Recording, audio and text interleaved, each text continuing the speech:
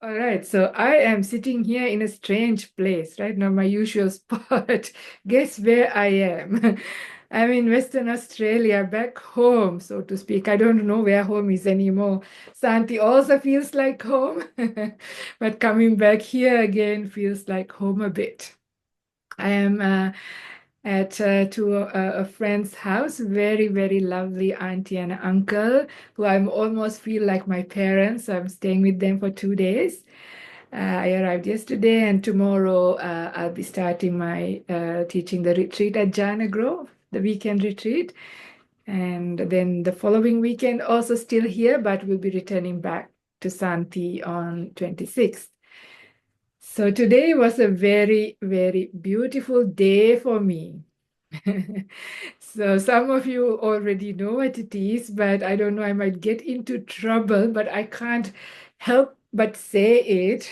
Today is my 50th birthday, so nice to be with my Dhamma family. Already got some birthday messages onto the chat. So thank you for that. So it's like now I'm with my Sydney and maybe New Zealand and other state Dhamma family. But earlier this day, I was with my Dhamma family here. It was so nice to be.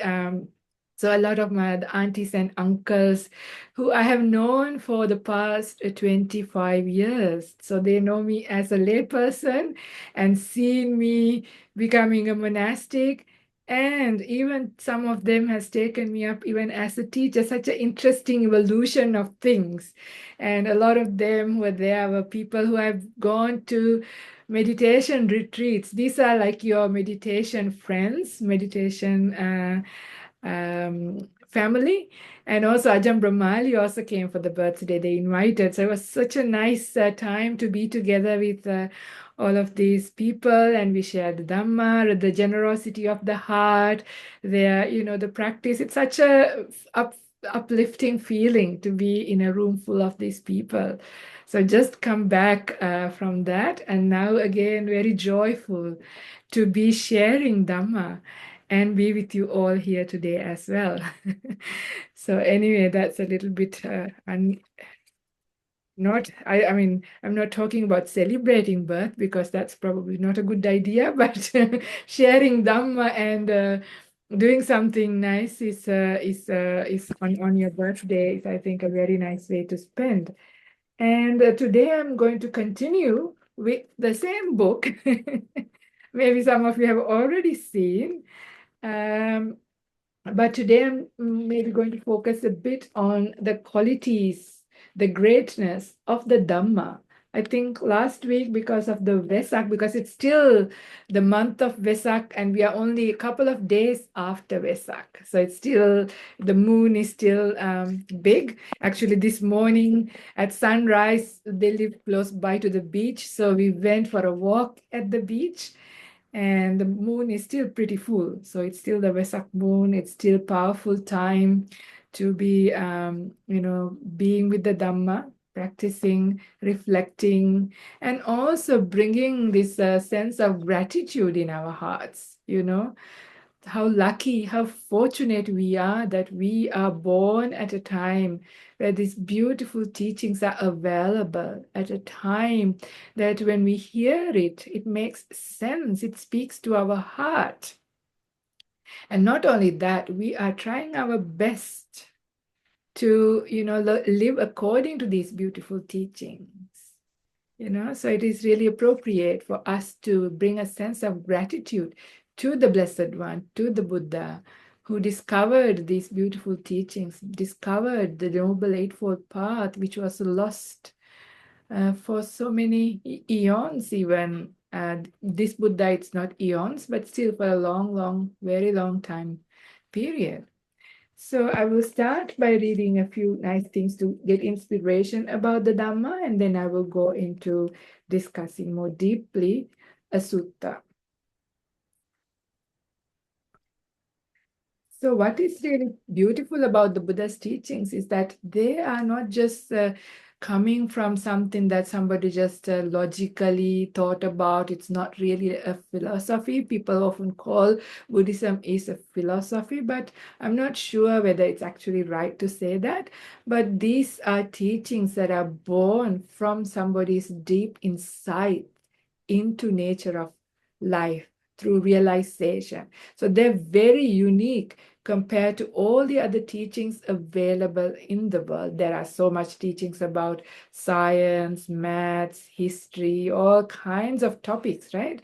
But the difference between the Dhamma and everything else is Dhamma is really born from deep insight into understanding the reality of life, of nature, of what is going on.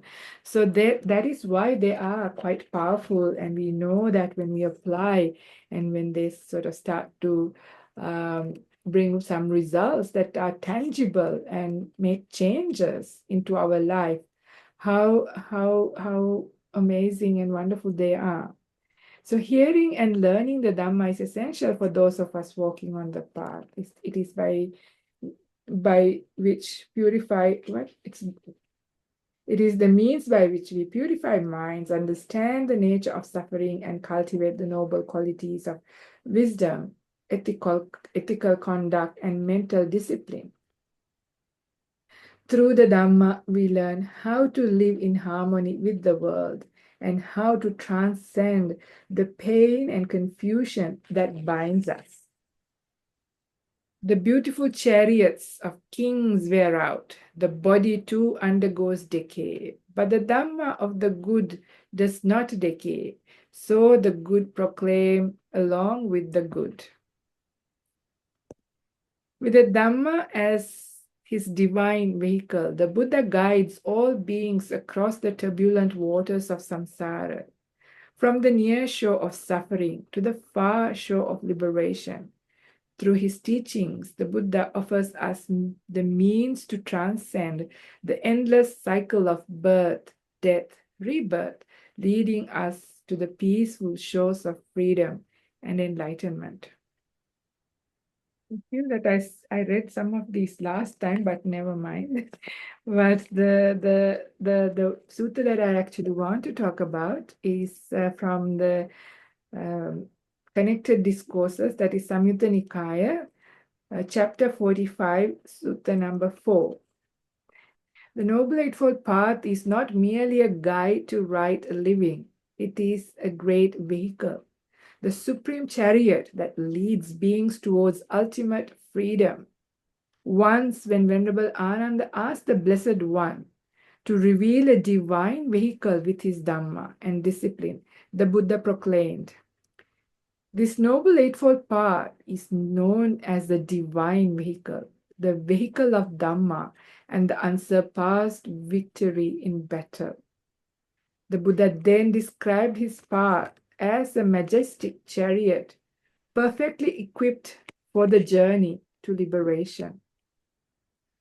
So there's this beautiful verse, which I will read out and we'll see how we can explain it. Its qualities of faith and wisdom are always yoked evenly together. Shame is its pole, that is hiri. Mind its yoke tie. Mindfulness, the watchful charioteer. The chariot's ornament is virtue. Its axle, jhana. Energy, its wheels. Equanimity keeps the burden balanced. Desirelessness serves as upholstery. Goodwill, harmlessness, and seclusion, these are the chariot's weaponry. Forbearance, its armor and shield, as it rolls towards security from bondage. This divine vehicle, unsurpassed, originates from within oneself. The wise depart from the world in it, inevitably winning the victory. So beautiful to hear this, even, isn't it? The Noble Eightfold Path is the chariot of wisdom, powered by virtue and mindfulness, rolling steadily towards Nibbana. Those who embark upon this great journey are destined to reach the highest peace, free from the fetters of samsara. So all of these things are things that we already know, but it's nice to take up these different qualities and see its place and how it is helpful, how it becomes this full vehicle, how it carries us forward on the path to liberation, to freedom, to fearlessness. In some translations, it says that its destination is fearlessness. So it's quite beautiful, isn't it? The idea, because we do live in fear whether we realize it or not knowing what is going to happen, isn't it? We don't know what is going to happen to us. And also the kind of suffering that we experience, even just simply having a body, simply, the body aging, having sicknesses. We don't know what sickness is going to turn up in a couple of hours or a couple of days. We don't know. And we don't know when death is coming. So, but, once we reach this destination, Nibbana, we are free from that difficulty. So no more fears, no more suffering. Quite beautiful to incline our mind to such a beautiful destination. So its qualities of faith and wisdom are always yoked evenly together. So this is such an important thing for us to remember, because often we talk about wisdom, right? We talk about the importance of wisdom. But we don't sometimes pay enough attention to the power of faith. Because if it is not balanced, the faith and wisdom, then the chariot goes a bit out of balance. And this can happen to a lot of us who are, have a tendency to being maybe, intelligent and, high achieving kind of people. We are more inclined towards the aspect of wisdom. It's very attractive. And when we use the term, especially faith instead of confidence sometimes, for this Pali word Shraddha, sometimes it has a little bit of a bad connotation as well, like the blind faith, just putting faith and confidence on somebody or something just by, because somebody says so, rather than by your own experience and own understanding and inferential knowledge, or things like this. So therefore it is important to understand even what is Shraddha, what is this word that is translated as faith. So of course at the start we have to have some level of faith by just listening to somebody who we have respect. For example, like let's say for many of us, maybe our parents, or maybe, yes, they are usually, the Buddha says, they are our first teachers. According to the Buddha's teachings, our parents are our first teachers.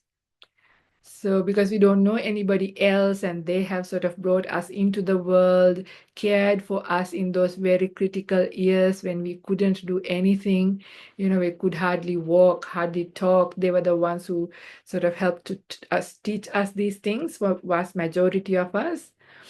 So, and then they say when it's time for us to go to school, and they say, you have to go to school and listen to the teacher, what they say. The teacher knows, yeah, and learn from the teacher, because our parents tell us so. So we go to school and we listen and we take on board what the teacher says, right? So in the beginning, that's how it works. So at least have some confidence because somebody else who we have respect towards tells us. They know what they're saying. This is true. So just listen and pay attention. So this much is necessary even to listen to the Dhamma. At that point, it is just based on just listening to somebody who we respect. But then the beautiful thing about the Buddha's teachings is after we have learned it, after we listen to it, after we have learned it, then we apply it into our lives. And we apply it into our lives, and if it brings results, if it does what it says, that is when we start to gain confidence on these teachings. Yes, it is actually true. Just like at school also, very often the maths teacher might explain to us, one apple and another apple, so one apple plus one apple becomes two apples. Yeah, so we know, very simple thing to say, but like that, we know how we learn things, and then we work out sums, we figure it out.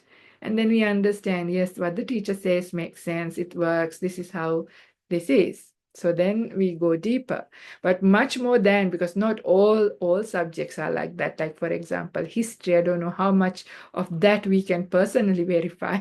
We have to just believe some of those things, just trusting that the historians knew what they were doing and their investigations were true. So we have had a lot of faith on a lot of things that we have learned, right, in the outside world.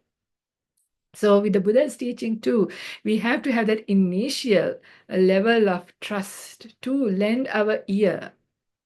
And once we listen, once we take it on board and apply, and if it brings results, that is when the real confidence starts to come. And when that is happening, then we realize, okay, the Buddha was somebody who was wise. These teachings actually make sense. But of course, we are not going to be able to verify all of these things, right? Because the path is gradual. It takes time. So whatever we can apply and have some results now, when it works, we understand, we have confidence that, okay, the rest must also be true because this is now coming from somebody who is wise. So also, as if you know about right view, which is the first factor of the Noble Eightfold Path, one aspect of the right view is saying that there were enlightened beings, that the Buddha was enlightened, and there were others who also listened to the teachings and got enlightened. So there are enlightened beings in the world. So that understanding, that belief is also important, because imagine if somebody thought, what is enlightenment? Nothing like that is there. This is not possible. If we start like that, we can't even get started in listening to the Dhamma or even practicing it, let alone practicing it. So anyway, so then what happens is that for other aspects that we have not yet realized, then this faith or confidence is very important. This is how we can have that patience, yeah? Because sometimes we have to keep doing the work, but we can't see the results, right? Sometimes some of us have been probably meditating for many years and maybe still haven't got into very deep meditations or into levels of enlightenment or deep insights yet. Right? And then maybe starting to wonder, is it true that this works? Or even to see, how can you get enlightened by watching just the breath, right? How does that work? So all kinds of doubts can sometimes come into our mind. So that is where also this wisdom and faith has to be balanced, because, if these teachings are coming from somebody we have taken on board as somebody who has reached the end, somebody who was insightful and enlightened. And if he says so, when we follow this path, practice like this, and we already know some of these things already has started to bear fruit, so the rest must as well. So we just have to be patient and keep doing.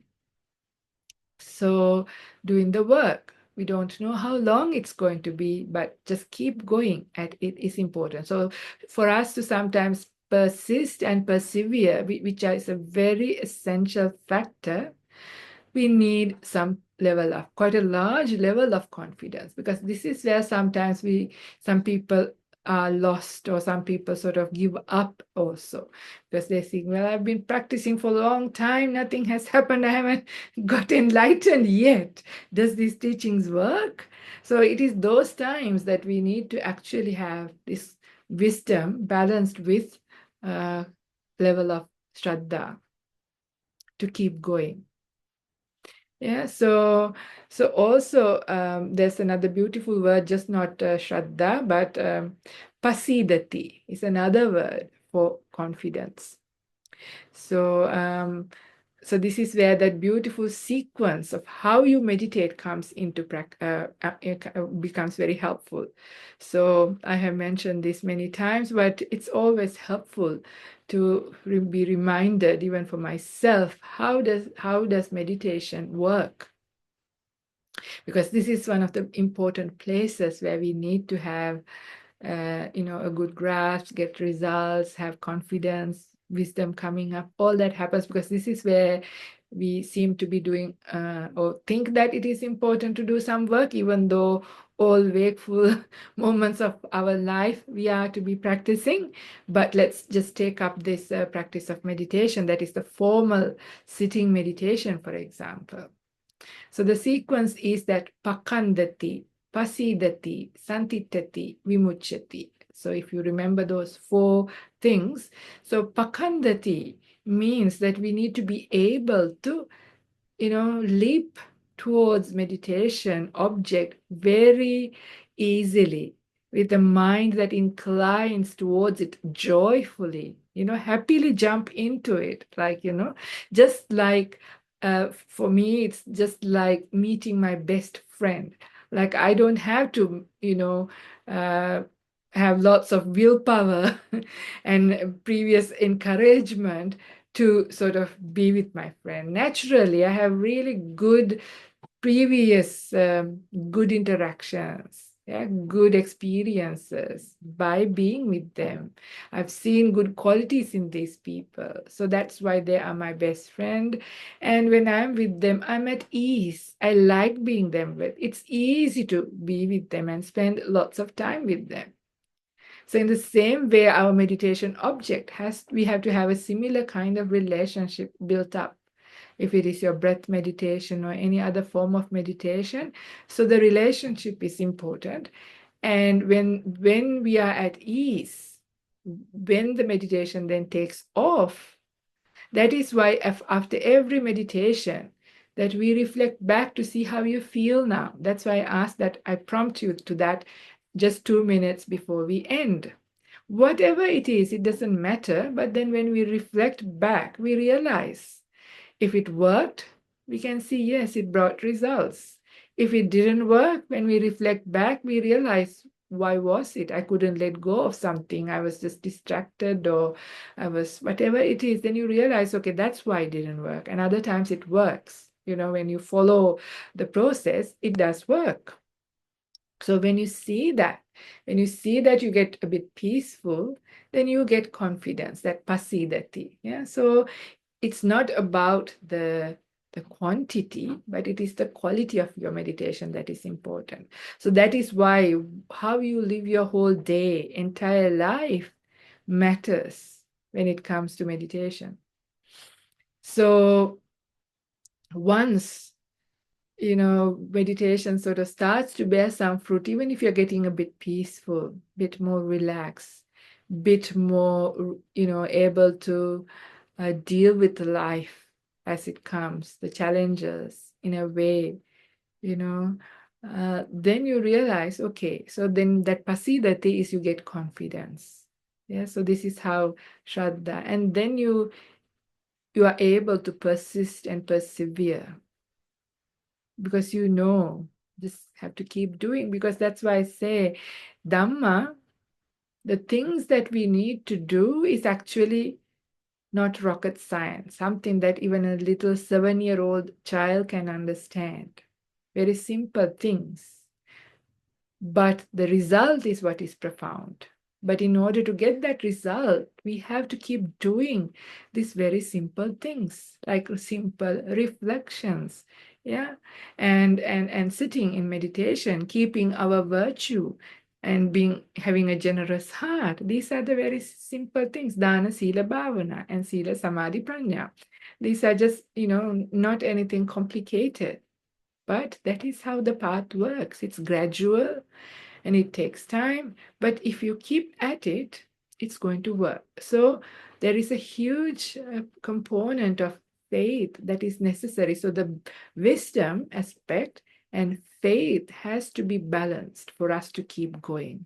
If it is imbalanced, the cart is going to go off the road, right? If it is veering towards one side only without the other one. So the other side is also dangerous. So if somebody is like only having blind faith with no wisdom, they can get into trouble too. This is where sometimes when people put incredible amount of faith and confidence on a teacher, I'm not talking about the Buddha, but a present day teacher, sometimes reap a lot of disappointment. Sometimes these teachers disrobe or do some other things that are very disappointing. And when that kind of stuff happens, if it was blind faith, they lose confidence in the entire path. And they can also get carried away into very dangerous places. When you are blind, they, tell you to do all sorts of things. Sometimes they ask you to give all of your money. Yeah, and people do this in some places to support, and all kinds of weird things happen, right? This is almost like becoming like cults.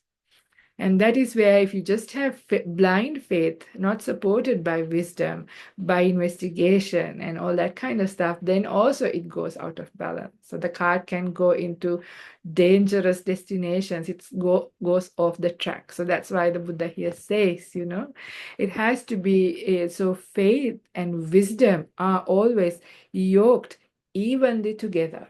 So we have to remember this. So I think for most of us, our wisdom aspect is quite strong.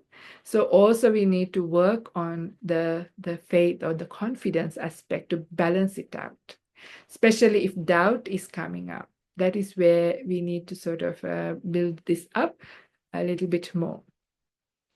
And then shame is its pole. Mind, its yoke tie. So shame here, the Pali word is hiri. So although because it is a verse, so it just has hiri, but usually in every other place in the actual suttas, it's a pair called hiri and ottappa. So there are many ways of translating. My English isn't all that great to know all these very small nuances between translations, but I know from Bhikkhu Bodhi's translation, it is called moral fear and moral shame, or moral shame and moral fear, in the sense that you have this kind of wholesome sense of fear coming up for our bad actions, understanding, our intentional actions have consequences. This is coming from understanding the right view. And then we feel, a sense of shame, in the sense, not maybe the English word shame as it is understood, but sort of you feel it's not a good thing to do. It's not great. And also you understand the consequences are going to be bad if you're doing something unskillful. So this is when we are able to stop ourselves from doing harmful things, unskillful things.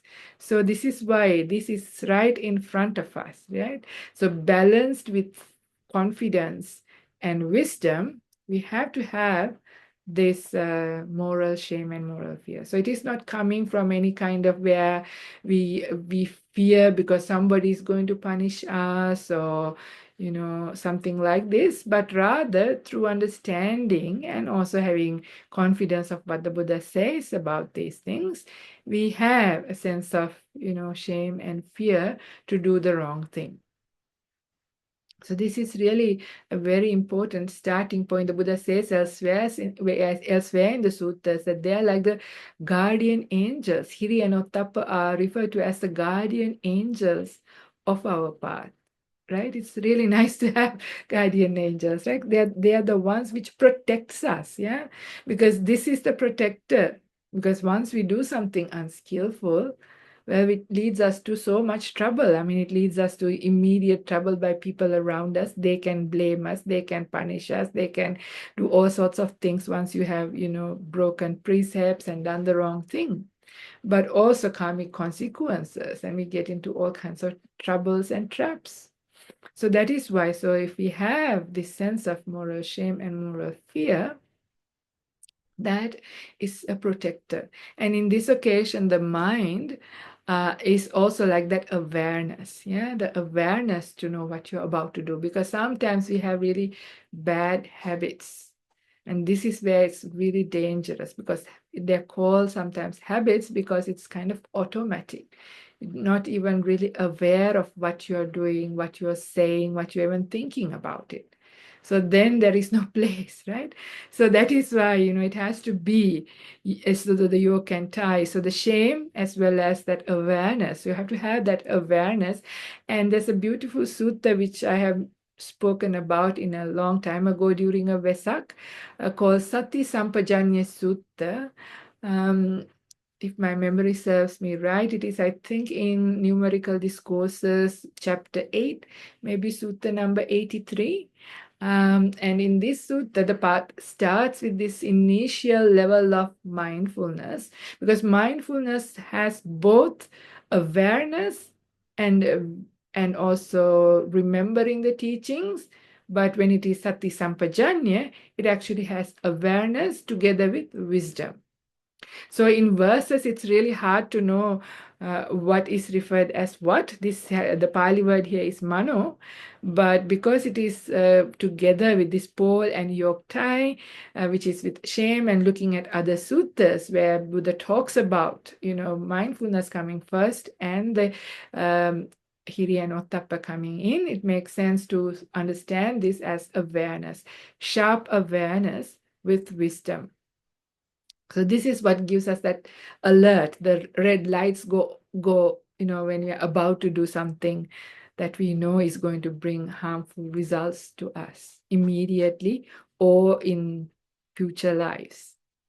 So that's that. And then mindfulness, the watchful charioteer. Yeah.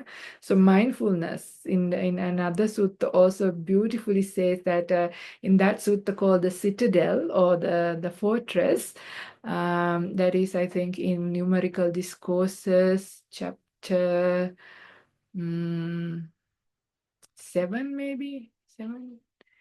I can't remember actually. It's reference number, but anyway, in this sutta, the mindfulness is called like the watch, the security guard at the entrance to the gate of the city. In here, it's like the charioteer, right? So either way you can see, it's really important. So as a charioteer, it is watching where you're going. Yeah, if your direction is changing, it's that sharp mindfulness is able to detect this and understand to keep us on track rather than getting carried away, veering off. So this is also the charioteer's job, to see whether your wisdom and faith is getting imbalanced, right? So also all the aspects. I mean, without mindfulness, we can't do anything on the path. So mindfulness is really important. So that is why the charioteer is a big part. Just having a chariot isn't enough, right? So charioteer has a big role on driving the chariot and keeping it on the path and getting us to the destination. So mindfulness is like a charioteer. Just remember that, how mindfulness works and how it keeps us on track. It's also, mindfulness also has a very protective role because it comes in all different levels. And for sense restraint, to do the right thing, to keep us on track. In fact, in another very beautiful sutta, in Mahachattārisika Sutta, that is in Majjhima Nikaya, Middle Length Discourses, Sutta 117, the mindfulness is one of the factors that support every factor of the Noble Eightfold Path. It actually shows how right view, mindfulness, and right effort, these three things actually help every factor. So it is with mindfulness we understand each factor, how to do, what to do, how to apply ourselves. So charioteer's job. Just here, I'm not going to go so deep into things because we've spoken about a lot of these things before, but just, remembering, because Buddha's similes are very powerful. And when we remember, it also gives a good understanding of how to understand and these aspects, because they are quite, in worldly usage as well, right? This is, and especially mindfulness is quite misunderstood. In fact, recently we had a chat with Ajahn Brahmali, and he was telling, like, at the United Nations Vesak Day, which he has just come back from, that there were many people talking about mindfulness, but as more like a global thing rather than talking about what the Buddha called as mindfulness, which is not really helpful, because you can be mindful of so many things, right? Even a cat intent on catching mice is very mindful, and a warcraft pilot is very mindful, but of the wrong thing, of doing the wrong thing, right? So this is the thing. So whereas we have to be very careful in understanding what is to be understood and how this mindful works for us, right? So charioteer's job. So just remember, the Buddha calls mindfulness as the watchful charioteer. So aware and also knows what to do. The chariot's ornament is virtue. That's such another beautiful aspect, right? Virtue. Because another thing we try to look down upon is these aspects, the early aspects, some of the middle aspects of the Noble Eightfold Path. We give a lot of importance to mindfulness and deep meditation. Yeah, the seventh and the eighth factors. And we might give into insight, which is right view and right intention too. But in when it comes to right speech, right action, and right livelihood, we think, oh, they're like primary school things. So, but virtue is really important. It is actually it is the foundation, one of the cornerstones of right mindfulness, sammasati. So this is coming up everywhere in the Satipatthana Samyutta. Why is that? Because when our virtue is broken, when our integrity is not there, there is a certain darkness that covers our mind, right? We feel ashamed, we feel regrets, we feel remorse, even if we don't express it, but we feel that. So that is why virtue is very powerful. When the virtue is not there, we are burning much more. So virtue is very helpful to start the cooling process. Just think for a moment. Yeah, the starting points of virtue. Virtue is not just the precepts, but just even they're the basics. Like think about the 5 precepts. So what happens if we kill intentionally? Yeah, our mind starts to burn, right? Even a small animal, let alone anything big or a human being. What happens when we lie? Yeah, how restless we become, how much fear we have in our mind because somebody might discover us. Yeah, shame, all of those things starts to burn us. Sexual misconduct, right? Adultery and all of those things, if we engage in that, again, it burns us like anything. Yeah. And what's the lying? Yeah, I said stealing. Sorry, I got the order wrong. But anyway, stealing, yeah, even a small thing. Later we feel really bad about it. And of course, with intoxicants, when we don't realize what we are doing, we are unmindful, it is burning as well. So see, how powerful it is. The mind, the virtue brings us a lot of, it's a cooling agent, just like wisdom, but also virtue does a lot of cooling. And this is really important. And when we keep our virtue, so being good feels good, my catchphrase, is really powerful, right? When we are to our best ability, doing the right thing, saying the right thing, and even thinking about things in the right way, then, our mind is very powerful. It starts to gain energy. It becomes ready, which is why Silanusati, recollection of one's own virtue, is given as a way of brightening up the mind, arousing that pamoja, that joy of the mind. That is the starting point of meditation. So virtue is not to be looked down upon, but that is why the Buddha says it's like the ornament. It's what beautifies our mind. When we have virtue, our mind is a beautiful mind. Yeah. Beautiful, bright, elated, uplifted, energetic mind. So it's quite nice to think about virtue as the ornament of the vehicle. It's axle, jhana, energy, it's wheel. So jhana or deep meditation is the axle. So deep meditation is like the very stable, still, insightful thing that holds the whole chariot together, right? The axle is broken, you can forget about the chariot. Whole chariot starts to fall apart, right? So of course, at the beginning we may not have deep meditation, but still meditation, that the one-pointed mind, the mind that is stable, the strong mind is what keeps all these things together. So it contributes, it's a center, it's the heart of the chariot. It is where we're working towards making our axle stronger, more and more.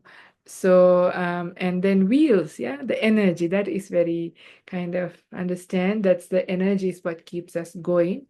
So, and when it comes to energy, energy has three aspects, yeah. So the starting energy that is necessary to get started, and the energy to keep going, and the energy that is necessary for breakthroughs to happen. So these are called Arambaka Virya, Arambaka Dhatu,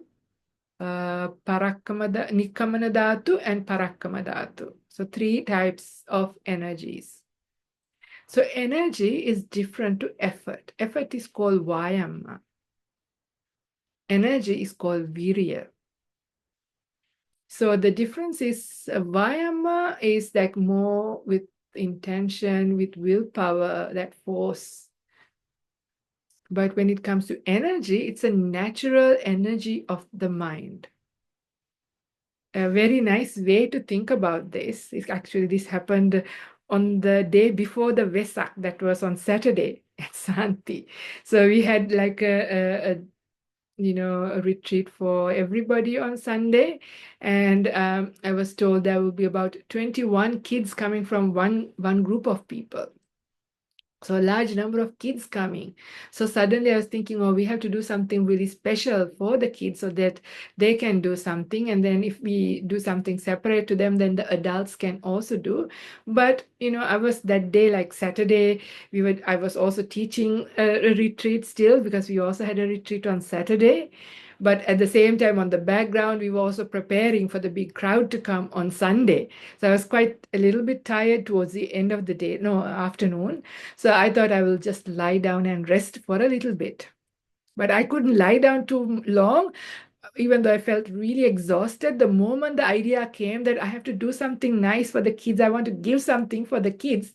Suddenly, like I thought, maybe I'll make some nice card or something for them. Somehow that inspiration got me. I jumped out of bed. I was exhausted, lying down, truly. And I jumped, and I actually almost literally ran to the office and got started making some cards and wrote some cards, because it would be nice to give them some Vesak card, I thought, for the kids. So this is how the example is that you could be physically or even mentally exhausted, but the moment you have inspiration, something beautiful, when you see something good that you could do or something good in something, that inspiration brings incredible mental energy. That's one way of getting mental energy. Of course, with meditation comes mental energy. So that is virya. Yeah, that is virya. So that is not done through really sheer willpower, but it is actually coming from wisdom power, from inspiration. So virya energy is that kind of mental energy that gives. That's when you jump up and you have that energy to keep going and do and achieve incredible things. These are the times that you look back and say, how did I manage that? There have been days that it was kind of impossible, but you did it. Yeah, so this is with virya in the right way. So even for us to get onto the spiritual path, if you think about it, how we got started, this is not from the Buddha. This is something I heard from another monk, which I feel kind of is a nice way of thinking about it. This is like launching of a rocket. So I have been told that 80% of the fuel is necessary for the rocket to reach the orbit, to break, the gravity, to go against the gravitational force. So 80% of the fuel is needed for that. And when it reaches the orbit, it releases the tank, empty tank, and only 20% is left. Then it orbits around the Earth. That doesn't need much energy. And then you need that 20% to break free from the orbit, right? And to go. And then the last phase is through the moon's gravitation. Yeah, the moon gravitation pulls the rocket towards the moon and you land on moon. That's what I've been told. I don't know how true that is, but if that is true, that's a really nice way to think about this. Also for us, think about it. Sometimes even trying to go on a retreat, for example, or for people who come to monastic life, the initial inspiration to arrange everything, all of that it's a lot of energy, yeah, to build up the initial phase. Then, of course, to keep going. You have to keep, because sometimes you flat, sometimes you go a little bit down. This is life, yeah? So then how do you keep going? So you have to bring up that energy to remember why we ordain. Why is the spiritual path important? This is where you reflect back on some of the results you had. So, and also, that is why Pachavekkana, this is reflecting back, is very helpful.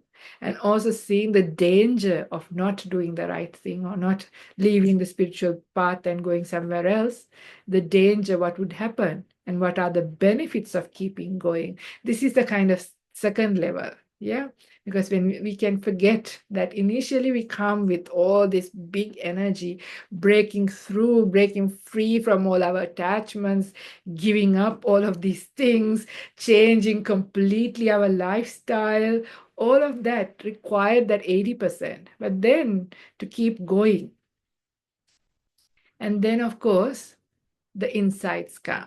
So that is like the moon's gravitation. This is like the energy that comes from the momentum of building up the mind. Yeah. So from the meditation itself, when the mind settles down, when the hindrances starts to go down, that natural energy of the mind comes, which is very powerful. As a result of hindrances going down, defilements are gone, temporarily. That is the powerful energy then that gives rise. And of course, seeing things, because you start to see things the way they are, and that is that powerful energy, the final kind of energy that is necessary for breakthroughs to happen. Anyway, this is one way of understanding, but again, very beautiful to see that they are the wheels of the path. I'm not sure whether I'm going to even be able to end this because they're all really powerful topics. I get carried away with different things, but equanimity keeps the burden balanced. Yeah.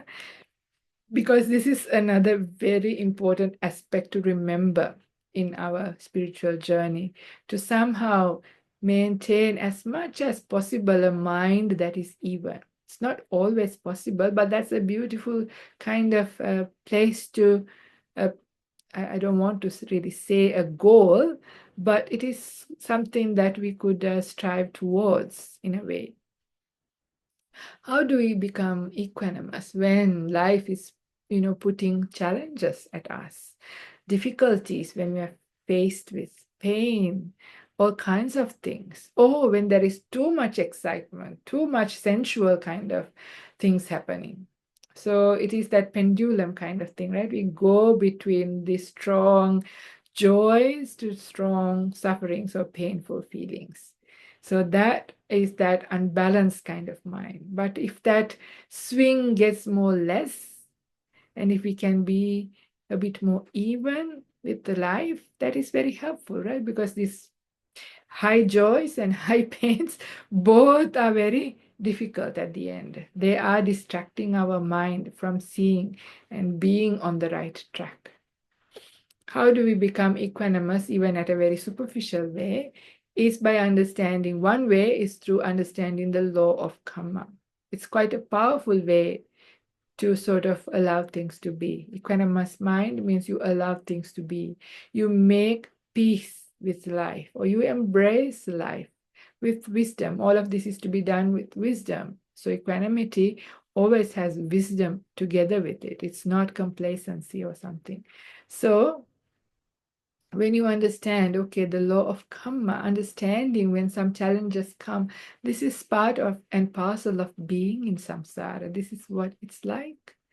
So that sort of understanding also helps us. But another very powerful way to bring equanimity into our mind is given in Majjhima Nikaya, that is Middle Length Discourses, Sutta number 152, which is the last sutta there, called Indriya Bhavana Sutta. There again, because this is very appropriate, because last week we spoke about, and the week before as well, about that central point of contact, yeah, passa. How, when we have an eye, when we give attention to a sight, some kind of form, an experience of sight happens with the arising of the eye consciousness. And then there is a feeling that is associated with that experience. And that feeling is either pleasurable, painful, or neutral. But then that feeling only lasts as long as the contact is there. When the contact changes, when our attention goes to something else and another experience is done, the previous one, it has come to cessation, has ended. When we sort of start to see this, it goes to all those things, not just a sight, sound, taste, smell, touch, feelings, all of those things. Then we come to understand it's only this much. So the way to become equanimous is then when we have experienced a little bit of peace, when we know that, then we compare. So, okay, an experience has arisen as a result of eye contact or ear contact, an experience of sight or sound or taste, something has happened. And this experience is either this type, pleasure, pain, or neutral. But equanimity is much more better than any one of those things. So the Buddha says, etang santang, etang panitang iyadidang upekka. So that is how we think about it. You think, what is sublime, what is beautiful, and that is that equanimous mind. Understanding all these experience only that much, lasts for only so long. So the more and more we start to see all these experiences that we go through life as only this much, then we sort of settle down. We don't run after the pleasure, run away from the pain, and completely blind about the neutral feeling. Don't even know. Instead, we incline towards equanimity. Etang santang, etang panitang, yadidang upekka. This is sublime. This is peaceful. This and that is equanimity. So that is when our life, we can go through life a little bit more stably. Yeah, without too much wavering. It's a nice idea, isn't it? It's nice if we can manage that. It's not easy. I mean, lots of people go through lots of different emotions, feelings, physical, mental, all kinds of stuff. Even the idea to know that this is possible, this is something we can work towards by applying ourselves on the path, it is possible. And the more equanimous it is, it keeps the burden balanced. That's what the Buddha says. Equanimity keeps the burden balanced. So I'm going to stop here. It's only half of the verse or sets of verses. But this is just the idea today, being very close to Vesak, is to just recollect these things. Nothing I said is new to anybody. These are things that we have reflected, only too well, but bringing up how beautiful these teachings of the Buddha are, how well presented these teachings, even the similes, how apt they are, so nice. So to bring up that joy, how fortunate I am to be able to have this guidance, to benefit from these things. And this is the main thing that I want to bring up in our hearts today. And I hope that has been beneficial. So any questions, comments, anything is welcome.